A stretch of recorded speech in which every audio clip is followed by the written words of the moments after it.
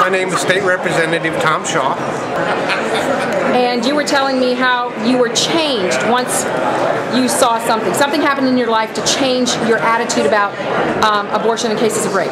Well, several years ago, as a man, I always felt that abortion wasn't my business. I had no concern with it.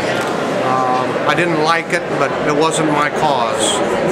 And then several years ago, I had to go pick up some evidence from a rape case, and I had to travel to a Planned Parenthood. And I walked into there and told them what I was there to retrieve, and they said, well, you're after the product of conception. And I kind of thought to myself, what do they mean, product of conception? And then they handed me a plastic bag, and I saw the little arms and the little legs and the face. And I almost vomited. I almost passed out right there in the Planned Parenthood. It was a 2-hour trip to the Planned Parenthood, so I had this person, murdered person, on ice in a little cooler in my squad car all the way. And all the way back, I just couldn't stop thinking about this murdered person that was in the car with me. And I'm used to dealing with death with my jobs, dealing with corpses and this and that, but this is an image that is still seared into my mind. My wife says it still bothers me in my sleep at night sometimes. And because of that, and the more education that I have done, I firmly believe in the equal protection of all innocent life.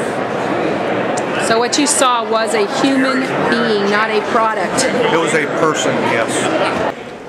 How many people would defend my life if, say, I know you're a good guy, right? What if that guy over there was about to attack me? Would there be anyone in this audience who would help save my life? Thank you. I appreciate that. Well, I have the same DNA that I did at conception. Now, if in a crime scene, DNA is used to determine the person who committed the crime, it's exactly the same DNA at conception. My question is, why is it so difficult to protect me in the womb with the same exact DNA that you can protect me here, but not in the womb? And the people who believe in abortion for rape and incest only, if you're a pro-life person and you say, but, I would like to take the but out of my face. Because in the case of rape and incest, that's a crime. Is it still a crime? Yes? All right, great. It is illegal, I believe, to tamper with any evidence of a crime. Am I correct? Yes. Then why is it that people will section out to protect a criminal in rape and incest? We are the negotiating tool of the pro-life people, and we are the foundation for the pro-aborts, for abortion on demand. Somebody on this side rip me apart, somebody on this side. That's how I feel.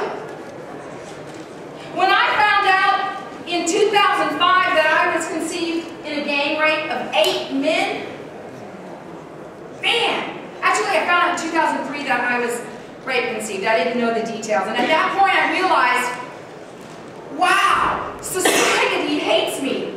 I'm targeted for death. And why? People would call me demon seed.